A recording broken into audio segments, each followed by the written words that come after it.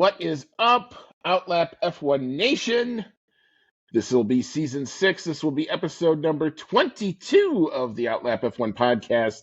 It's our first of the triple header for the 2024 season. It's our first triple header of the 2024 season, and that will start with the 2024 Spanish GP. And this is the Spanish GP preview show.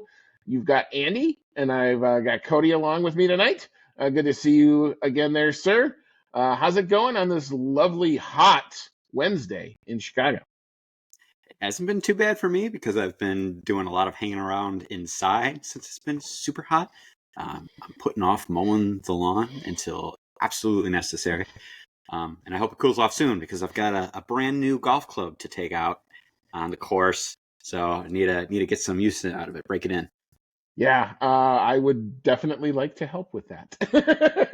we consider it a made occasion. We shall definitely do that. So, Awesome.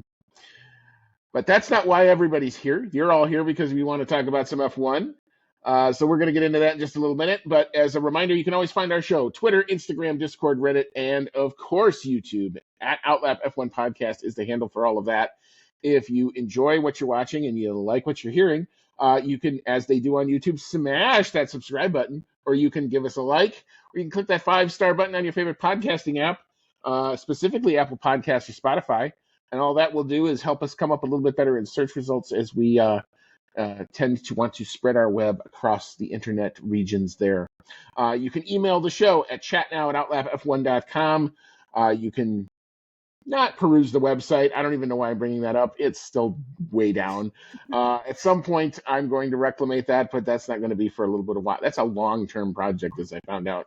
But Outlap F1 Nation, who continues to step up, thank you so much to our continued monetary supporters, Dean Warwick, Yuri Dolchester, Paul Weaver, Quentin Warden, Kevin Kelly, Regan Stanzik, Timothy Brown, and of course, Jonathan Scott.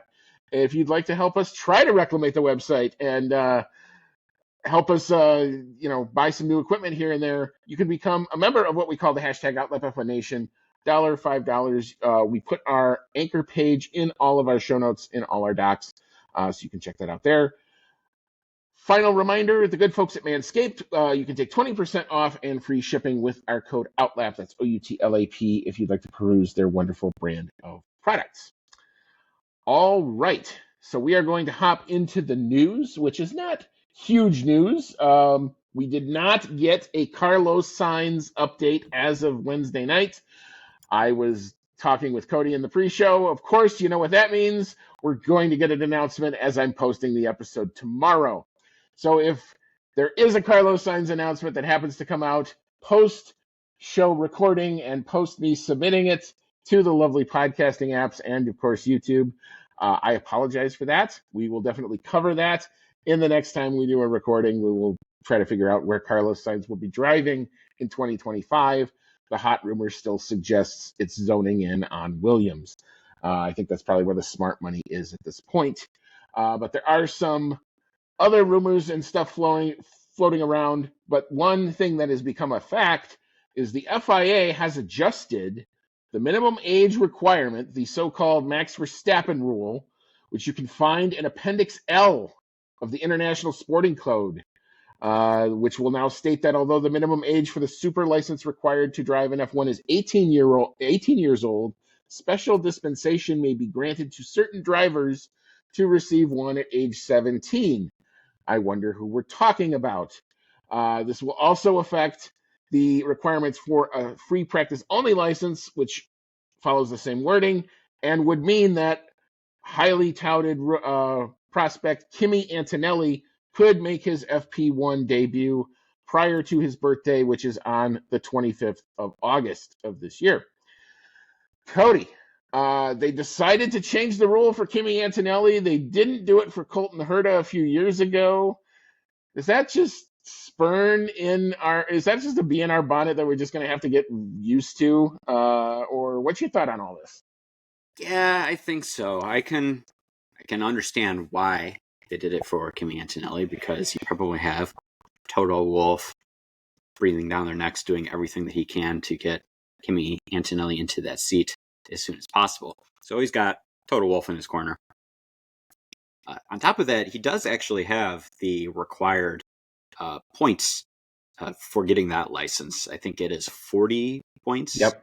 Yep. is the requirement, and the amount of points that are dealt out are dependent on where you place in different accredited series. It's not just FIA accredited series. You can also get those points through where you finish in IndyCar, though they are not as generous as the Formula tier feeder series. But he has already gotten enough points. So the only thing that seems to be really left is the other material that goes with getting the super license, which I'm sure he will fly through, and the age, which he can't really do anything about. But as said, seems like Mercedes wants to, and Toto Wolff want to get him into that seat as soon as possible. And didn't they already have verbiage in there that they could, overlook certain things and make exceptions to the rule if they deemed that a driver was skilled enough and mature enough to make the drive? Yeah, but that was much more of a qualitative assertion. This Okay. becomes much more quantitative and now codified. So it clears up if there was going to be any ambiguity if they had tried to run Kimi Antonelli in an FP1, say in the next month or so. Now that ambiguity is gone, it is now part of the sporting code. He can now run. It does stink on the Colton Herta end of things. Once again, I can kind of see why they didn't want to grant him a super license in the past, because no matter how you diced it, he made the age requirement, but he did not make the points requirement. And I suppose they could have made an exception there as well. But I have to imagine they did kind of what I did, which was converted his IndyCar placements to what the points would have been if he was in something like Formula 2, finishing in those same positions where you're going to be pretty much maximizing the amount of points that you could get. And I think he was still coming up short of the 40 points requirement.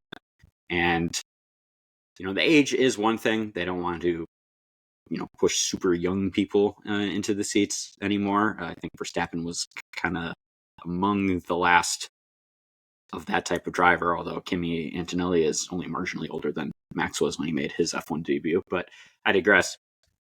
I think the points is a little more telling to the skill and maturity. And, we see Colton Herta crash a lot. It is unfortunate to say. So I do think it stings a little bit that they denied him at the time, and now they seem to be going in the other direction with Kimi Antonelli. But I don't think it's so much of a we don't want Americans in the sport sort of thing. I like to think, hopefully, that there was a little bit more examination that went into that decision. Yeah, I mean, there's a couple of different ways you can kind of look at this. You can look at this one. You can say at least the FIA has said we're acknowledging that the system as it currently is a bit broken.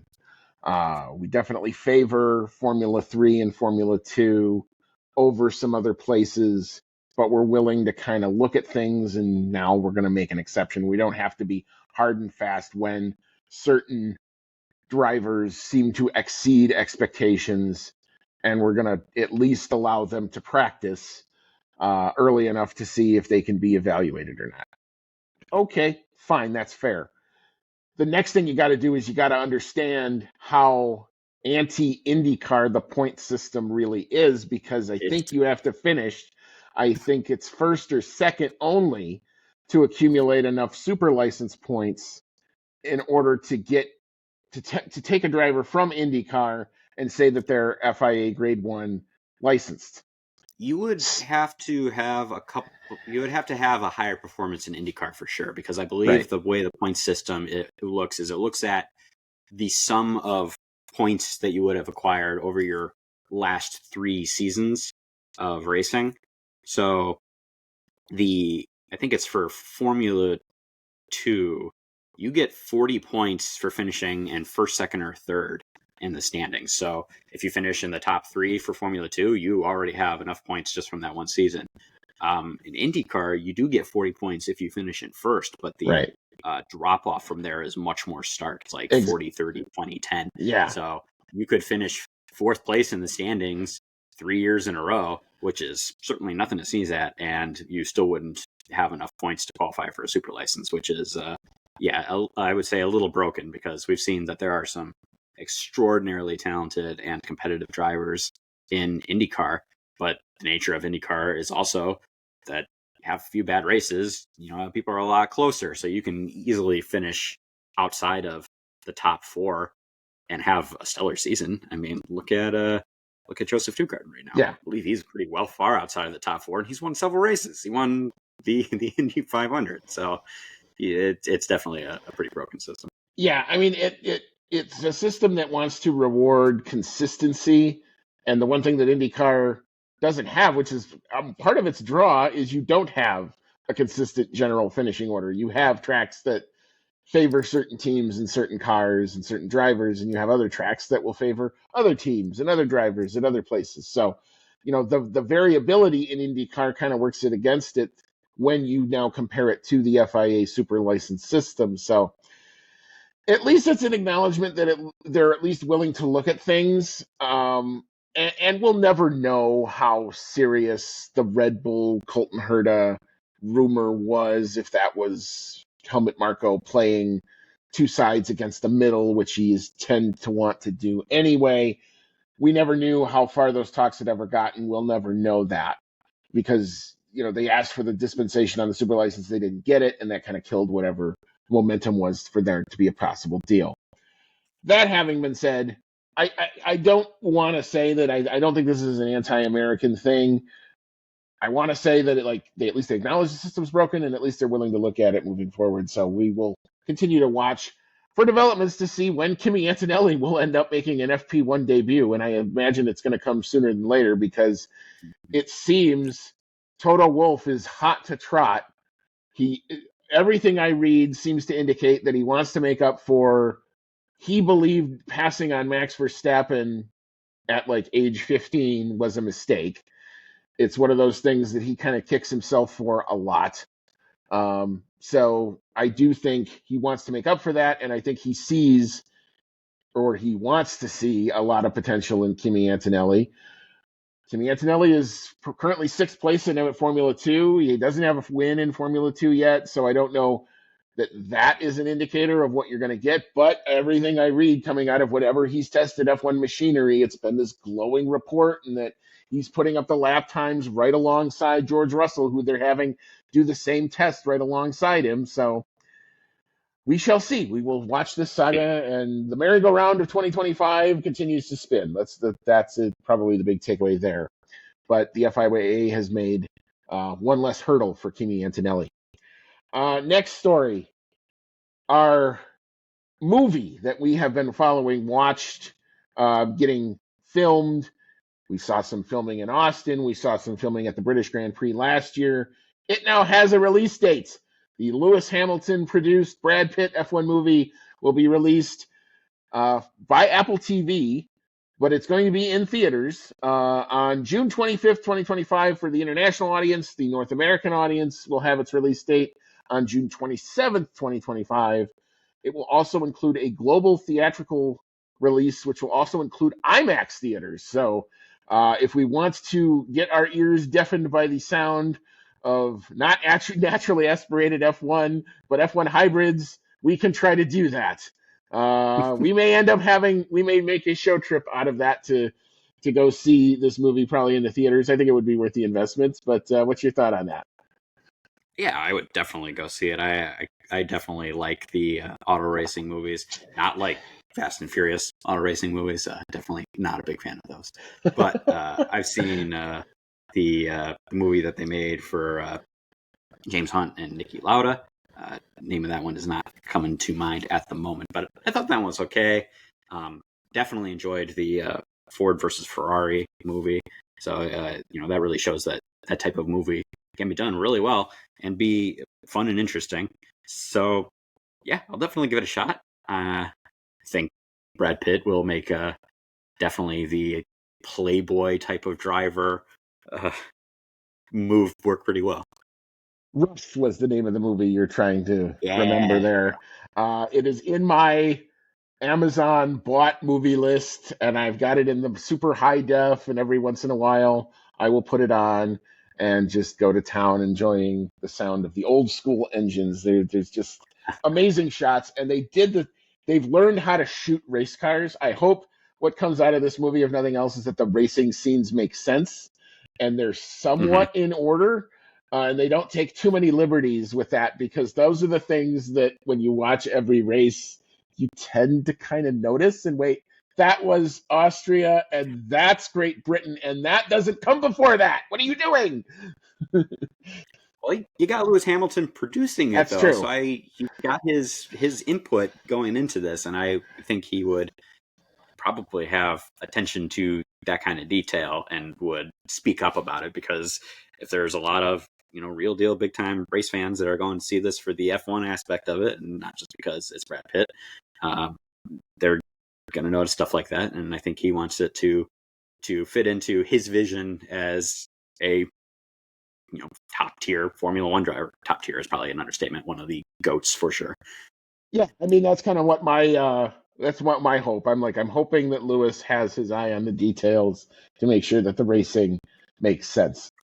But anyway, we now have our release date.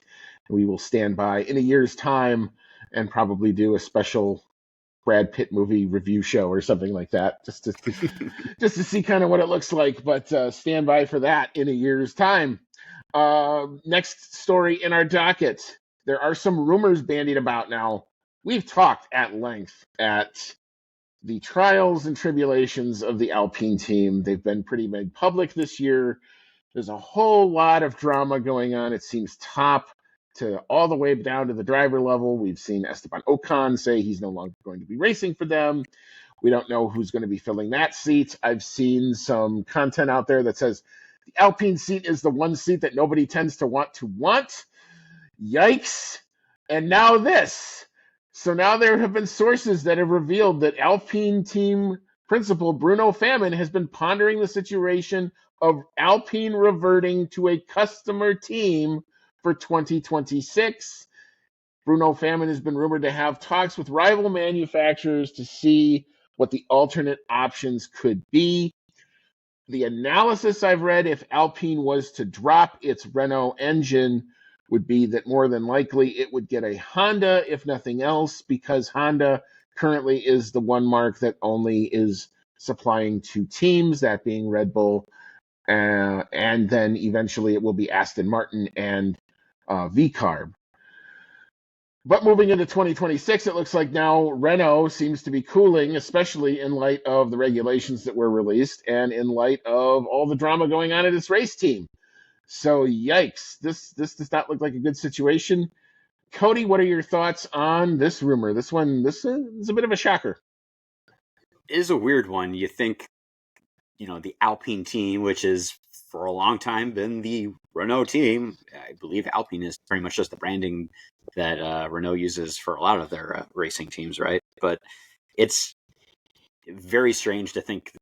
Does this mean, like, by default, if they go to like another engine manufacturer, does that mean Alpine is selling the team? That's got to be what that means, right?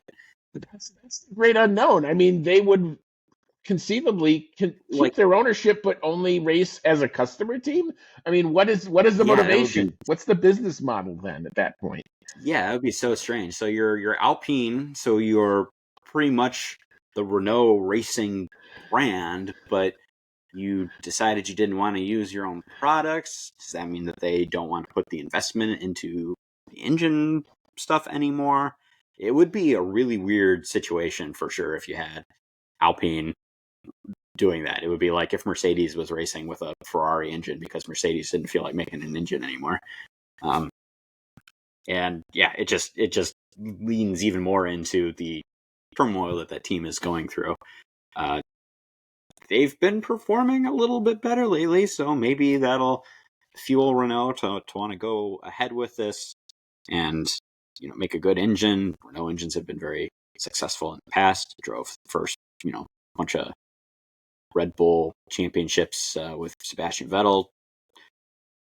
But it is a very strange situation, and we are still waiting to see who's going to be taking up that second seat, since hearing that Ocon is leaving, and we haven't had any announcement for who's going in there. There's a lot of speculation, but it seems like it's everyone's bottom pick, except for anyone who would be coming up from F2. Yeah, I mean, the one that makes the most sense to me is Jack Doohan, but if you're Mhm. Jack Doohan, I have that same eerie suspicion like what Logan Sargent went into. We're a team that really wasn't behind it. He goes in there, it might not be the best situation for him. Maybe he struggles along for a year or two, and then when the new money, because there will be new money. I mean, something is going to happen to this entry. It is not just simply going to go away.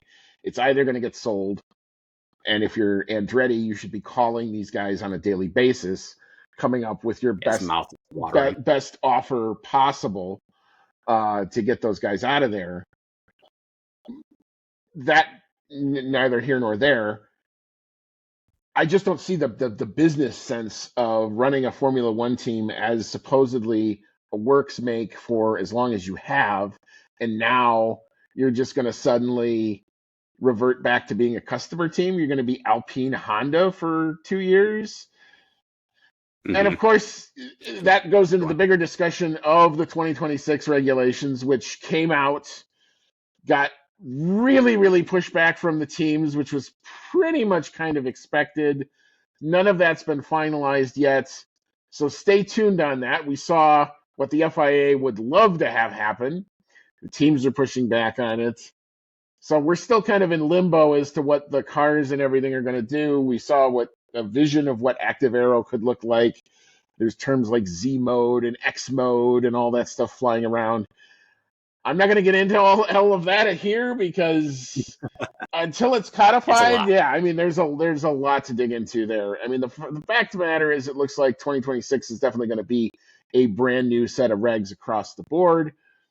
What that eventually does look like, we're going to have to find out. The teams are definitely going to have meetings. It's going to be one of those things they're going to get bandied about. Probably over the course of this triple header, I think they're going to be together enough and in the same room enough to try to hammer those out.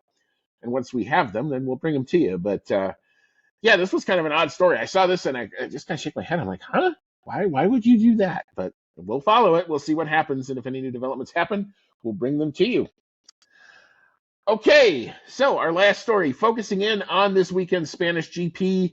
The Spanish GP is always known for a couple of things, paella and upgrades to F1 cars.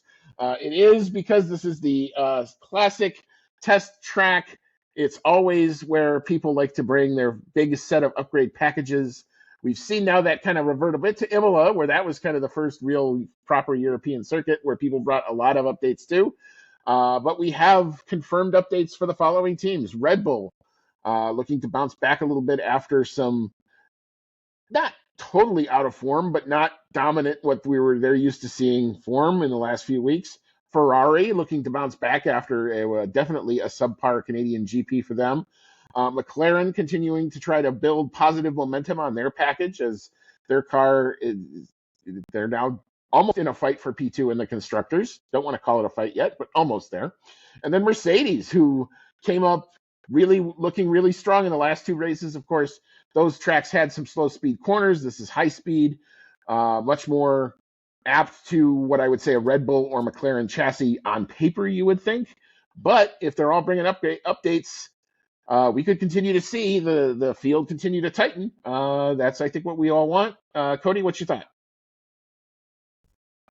I definitely want to see the field continue to tighten, and it's exciting to see everyone kind of bringing their upgrades right around the same time again, right as we've seen over the last couple of races that the field is tightening up. I think that personally, and we'll get to this in the race predictions, I think that this is going to be a return to form for Red Bull. This is a nice, typical racetrack where it's not going to cause some of the issues that the Red Bull team has been experiencing with a rougher track surface or a need to ride over the curbs. I think they're going to do very well here, but it will be, and they're bringing their own upgrades. But it will be interesting to see how their package that they're bringing compares to everyone else's, and seeing if who's going to be able to keep up with who's going to open a little bit of a gap. And as you said, the Barcelona track is historically been used for testing a lot, so I'm sure that's why everyone is bringing these upgrades. Is they're used to this being the test track, and they're going to use it to test out everything they got on the docket. Yeah, it should be. You're probably going to see a lot of FlowViz paint in FP1. Maybe even some rakes for a couple of runs early on. The early running will probably not be very satisfying, especially if you're one of the drivers who's getting an FP1 drive like Ali Behrman, who I think is going to be in the car for Haas this weekend. So yeah, I mean it's just what Spain always is. It's kind of the home of the update. It's always kind of how it's played out, especially since they've been here as long as I've been watching Formula One. But it's going to be interesting to see whose update really works, whose update needs some work, and whose update maybe put a team in the wrong direction, as we've seen that a few times as well. So, but I'm all for the grid tightening up. I love the fact that the Canadian GP was as tight as it was. That's what we want to see. Have multiple drivers with multiple chances to try to get a race win. And if Max Verstappen wins because he's the best on that day, then that's fine. Then I'm cool with it. I just don't want to see a repeat of last year's result where he's 25 seconds up the road like he was last year. That was pretty bad. So yeah, let's see what happens with these updates, and we'll I think I'll probably get more excited for the GP a little bit after qualifying, kind of after we see kind of all it play out. But we do know that this can also be a sleeper if we're not careful. So I have optimism, but it's stymied optimism at this point. But anyway, we will. What we're going to do now, we're going to take a quick break. We'll come on back. We'll get into our Spanish GP track facts. We'll preview the circuit. We'll talk about what the weather looks like. Is it going to play a factor like it did in Canada? There's a possibility. So come on back. We'll get into all that, and then we're going to try one more time to see what's going to happen over the weekend. We both have to do a lot better than we did in the last round. The rain shower didn't help us last time. Does it throw a wrench in our a monkey wrench in our plans? That's what I wanted to say. A wrench in our monkey. That's going to go on the highlight reel for sure. But anyway, come on back. We'll get into all that in just a little bit. Back in. This is season 6. This is episode number 22 of the Outlap F1 podcast. It's the 2024 Spanish GP race preview show. It's the first of the European triple header legs. You've got Andy, and I'm along with Cody tonight. And we're about to hop into our Spanish GP track facts brought to us by the good folks at Pirelli Motorsport. So, Cody, tell us about the Circuit de Barcelona, Catalunya. Okay, as you said, our first round of the European triple header. We start out at the Circuit de Barcelona, Catalunya, located in Montmeló, Spain. Number of laps around for this Grand Prix is 66, and the track length is 4.657 kilometers, and that is 2.9 miles for the American fans. Tire selection from Pirelli for this race is the C1, C2, and C3 compounds. And the Pirelli track characteristics are a 3 out of 5 for traction, 3 out of 5 for braking, 5 out of 5 for lateral load, 5 out of 5 for tire stress, 3 out of 5 for track evolution, 3 out of 5 for asphalt grip, 4 out of 5 for asphalt abrasion, and a 4 out of 5 for downforce. The qualifying lap record around this circuit is a 1 minute 12.272 seconds, and that was set by Max Verstappen just last year. While the race lap record was also just set last year, also by Max Verstappen, and that was a 1 minute 16.330 seconds. Most wins around the circuits of Barcelona and Catalunya is a tie between two big greats of the sport, Michael Schumacher and Lewis Hamilton, both with 6 wins apiece here. I believe, wasn't Spain where Hamilton got his first win? Or no, not first win. That was scratch that one. Second most is another tie between Mika Hakkinen and Max Verstappen with 3 wins apiece. And then third is a 3-way tie between Fernando Alonso, Kimi Räikkönen, and Nigel Mansell with 2 wins each. Most constructor wins here goes to Ferrari with 8, followed by Mercedes with 7, Williams with 6, Red Bull with 5, McLaren with 4. So a nice step down, a lot of big teams here with lots of wins. And then lastly, Renault with 1 victory. What's the circuit like, Andy? Right. The drivers love the Circuit de Barcelona, Catalunya, which is just as well, because they spend, in normal F1 testing parlances, huge amounts of time pounding around it during winter testing, although they haven't for the last couple of years. The track is a good mix of high and low speed corners with the challenging turn 3 right-hander a great chance to evaluate the balance of the car that your team's designers has given to you to fight for the season. As for the weather, and the weather may prove to be pivotal over the course of the weekend. Qualifying looks to be dry. Only a few afternoon clouds, but mainly sunny, high near 80s, so pretty much right down the middle. Winds out of the west-southwest shifting to south-southeast at 10 to 15, so maybe gusty winds, maybe catches somebody out in a qualifying lap. Chance of rain, only 6%. As for the race on Sunday, cloudy periods of light rain early with a high of only 72. Winds out of the south-southeast at 5 to 10. Chance of rain, 70%. But I would also caution from what I read, seems to be earlier in the morning, not necessarily for race day. George Russell's helmet protector notwithstanding. Had a joke, butchered it right there. Anyway.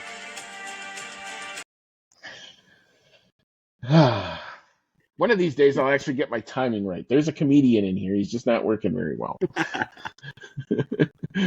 But anyway, the one thing to also note when you were talking about the lap times, those were the first lap times set on this current configuration since they got rid of the last chicane. So the times have come down throughout qualifying and the race. I remember when we would go testing, the normal race pace would be in like the mid 120s. Now we're talking race pace around 118s, down to maybe 116 as the fuel burns off. So you got to take your normal Barcelona Circuit de Catalunya and recalibrate it a little bit because everything is faster now. All right, so we will just hop straight right into our predictions game. Hopefully we're going to do better than we did last time out in Canada. So. That was pretty brutal. We have automatic points. I think that's pretty much all we scored. Somebody has to get the lap times and somebody has to get maybe the pole sitter or something. But anyway, we're going to start with the pole sitter. The 2023 pole sitter was Max Verstappen, who did so quite impressively last year. Cody, what you got for your pole sitter? Max to return to form or another surprise in the cards?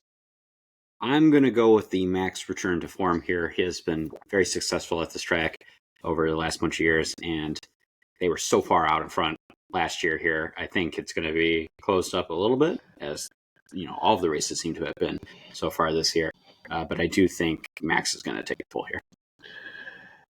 Yeah, I tend to agree simply because it's going to be dry, and if there was not a rain or there's not anything to kind of throw them off, I do think this is a circuit that will suit the Red Bull package as we've seen it a lot better. You made a good point earlier. Not a lot of curbs, not a lot of not a lot of huge slow speed corners either. Very high speed. I think it's going to be between Max and Lando maybe for pole. I'm hoping that that's where it comes down to. But I think Max is going to have that little extra bit at the end. I want to give Lando a pole prediction so bad, but I can't do it until I see it. So I'm going Max Verstappen here. All right, we'll move on. So our qualifying pole lap in 2023 was a 1:12.272. That was set by the aforementioned Max Verstappen. Do we continue to go faster, or are we a tad slower? Cody, what's your thought here? Definitely think we're going to be going faster. I think we've been, for the most part, without weather interfering. The cars this year have been going a little bit faster than last year.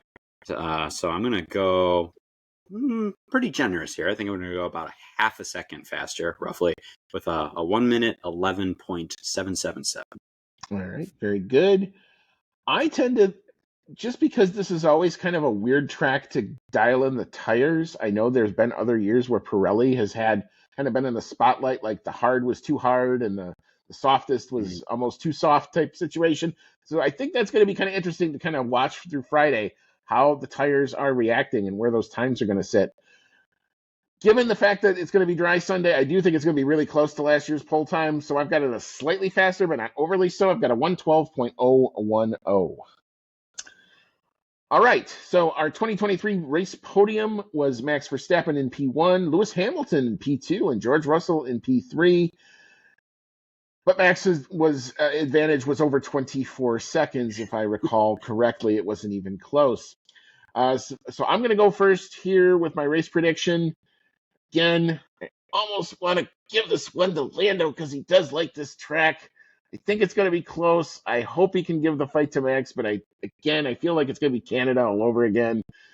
I got to predict Max Verstappen. I got to take the safety blanket until I see something different to go finish P1. I got Lando coming in P2. I think he's going to show really well here because he tends to go well at this track. He qualified P3 in a really crappy car last year, Tier 2. So what can he do with the updates and the upgraded car? George Russell, I think the Mercedes updates and the form is real. I think we're going to see George Russell being an annoying fly in everybody's soup moving forward. So I've got him coming in P3 here. All right. I got Max Verstappen taking the win. Not really too many surprises there. It's still a pretty safe prediction despite the other winners that we've had so far this year. I do think we're going to see a bounce back from Ferrari for this race. They were nowhere in Canada, but we're not still that far removed from Leclerc winning the Monaco Grand Prix. I think that Ferrari is going to want to prove a point here that they haven't gone anywhere. They're bringing in upgrades as well. So I think Charles Leclerc is going to perform well here and take that P2 spot.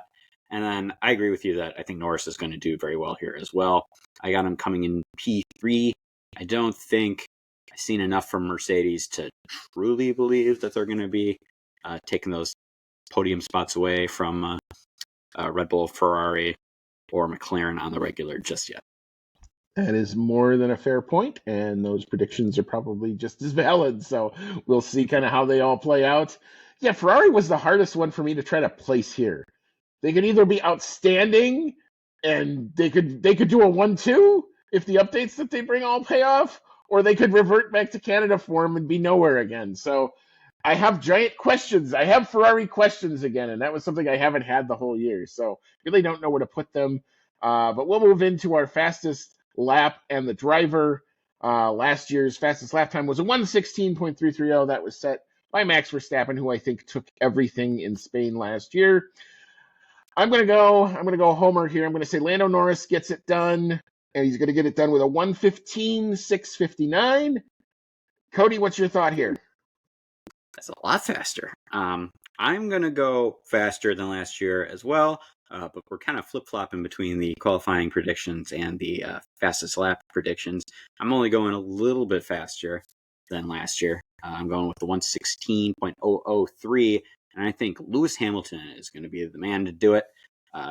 While I did say that I don't think Mercedes is going to be there for the podium, they have seemed to make significant improvements, and I think Lewis Hamilton is going to be there for the fastest lap. All right, very good. So for our bonus picks, I selected P4, P6, and P9, just to make it interesting there. I'll go first here. I do have the Ferrari somewhere on this grid. Here's where I have Carlos Sainz coming home in P4. I think the fact that he will probably have made a decision on where he's going to be driving, home crowd, always tends to help the driver who's performing at home. So I think that'll help him out, gives him an extra couple tenths. So I think he'll be a force to reckon with this weekend. Also trying to tell all the other teams that passed on him, look what you're missing. Anyway, so I've got Carlos Sainz coming in P4. I've got Fernando Alonso coming home in P6 because, again, I do think it's the same type of theory. I think the local guys here will do pretty well. And P9, this is where I got that V-Carb team popping up yet again. I think this is where I'd like to see Yuki Tsunoda come home, get him back in the points, keep that momentum going as he's trying to also figure out where his 2025, or no, now his 2026 aspirations. He's extended for 2025. He knows where he's going to be. But I think he needs to keep the pressure going to continue to help out his career. So he'll be motivated. P9 for Yuki here. What you got, Code? I agree with you for Carlos Sainz for P4. I think he's going to be getting that hometown boost to his performance, and I think he's just going to miss out on the podium, which would be kind of unfortunate. But I do think he's going to, fourth place is still very good. I think Lewis Hamilton is going to slide into that P6 spot.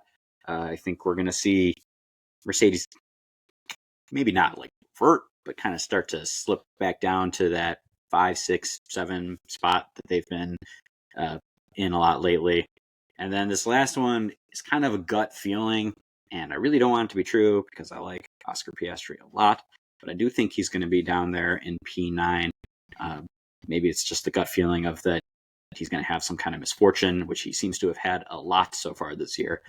Or maybe it's a little bit of he doesn't seem to have quite the tire preservation abilities of a lot of the other drivers on the grid yet. And I'm sure he will get better at that. But you were talking about how Pirelli has had a little bit of a hard time nailing in the tires for this track in the past. And if that comes to pass here, I think it's going to hurt him just a little bit more. Yeah, I think the biggest thing for him is he just needs to have a clean, no contact race. He hasn't had one in a while, so he needs to have the same level of downforce that he starts with at the end. So you can't really, dock him for not keeping the tires when he's got damage all the time. So he needs to kind of keep it clean, stay out of George Russell's crosshairs, and let's see what he can do. So if he can keep it clean, I think he can have a good weekend. But I see why you put him here. So we shall see what comes to pass. I love your prop bet. I hope this is the last time we have to ask the question like this for a long time, though. Your prop bet is you selected will Max Verstappen win by more than 10 seconds? I'm going to say no, and I'm going to say no just based on aggregate data from moving on from all these other places. I don't see the dominance anymore. I see good, and I think you're seeing that Max Verstappen is still a really freaking good driver because of it. But I don't see that Red Bull mystique. They're not unbeatable anymore. They can be gotten to if you can pressure them. I think Max will still win, but I don't think it's going to be more than 10 seconds. But Cody, what you got here? I do think it's going to be more than 10 seconds. For one thing, with how big the gap was last year, winning by 10 or 11 seconds would still be a big closing of the gap compared to this race last year. On top of that, we did see Red Bull win by, Max Verstappen win by pretty significant margins at the very beginning of the year, like in, say, Bahrain. And I think that we're going to see a return to this. As I discussed before, this is more of a typical racing circuit. No street elements here. There's no, crazy bumpy surfaces. There's not as much of a need to drive over the rough curbs, which seems to be a thorn in the Red Bull's side right now. So I think this is going to suit their car very well, and Max is going to want to go out there and show that he is still the undoubted favorite to win the championship this year. Well, we will see what will come to pass over the course of the Spanish GP weekend. That's why we do it. We'd like to take our best shot at what we think is going to happen. So we will recap on the review as we always do. Last bit of business before we hop on out for the evening. Just when and where to watch your F1 this weekend. Keep in mind there's also F2, there's F3, and I think there's F1 Academy this weekend too. I am just going to double check to see if there's F3. Maybe they're not running, but anyway, I will get back to you on that. But for your F1 sessions, FP1 is Friday. That is 7:25 a.m. Eastern. FP2 is Friday again, 10:55 a.m. Eastern. FP3 will kick off Saturday. Early risers, if you want to watch that one, 6:25 a.m. Eastern for you. All of these so far are on ESPN2. Good news is there isn't a whole lot of other ESPN content to get in F1's way this weekend. Qualifying will take place ESPN2 Saturday. That is 9:55 a.m. Eastern. And the race on Sunday will also be back on big ESPN. That'll be 8:55 a.m. Eastern as well. All right. Cody, any final thoughts before we hop on out? This is going to be my turn to watch the race from Wisconsin. I'm going to be up taking some time off to go fishing with my dad and grandpa next week, which will be very nice. It also means that I'm going to be watching this race from the comfort of the cottage first thing in the morning before we go off for the day. So I think it'll actually be kind of nice. The only thing is I don't have the nice setup that I bring around with me. So I'm just going to be watching this one from my phone, unfortunately. All right, very good. And I did just confirm F1 Academy, F3, and F2 this weekend as well. If you're looking for those sessions and you have ESPN, you can stream it, those other sessions through the ESPN3 or the ESPN app if you have a cable subscription, or ESPN Plus subscription as well. F1 TV is also a viable alternative to get all of those sessions in as well. All right, so we will be back, or I will be back at least on Sunday. Cody's going to be out in the hinterlands where I don't think he's as lucky as I am with where the cell towers are. So we're going to just let him go for the weekend. I'll be back in some form or whatever to try to recap all of the fun that happened on Sunday. Maybe a quick episode, maybe only a half an hour or so as I kind of tell you what's been going on. But I'll give you my takes on what I saw. Stay attuned to our social media. If we get any Carlos Sainz news, of course, I'm expecting it to drop as I'm posting this episode. But if that is the case, we'll bring it to you. We'll cover it. We'll handle all the big quotes and all that. Cody will be back next Sunday for the Austria review, or next Monday probably for the Austria review. I'll probably run solo again for the preview as well to get you all amped up for that. But stay tuned to all that as that happens. I may be delayed, actually. I have something big kind of going on that Wednesday, but we'll have to see kind of what all happens. We'll bring it all to you when we can. This is always the fun of having 24 races to try to do, but we'll do our best as we are apt to do.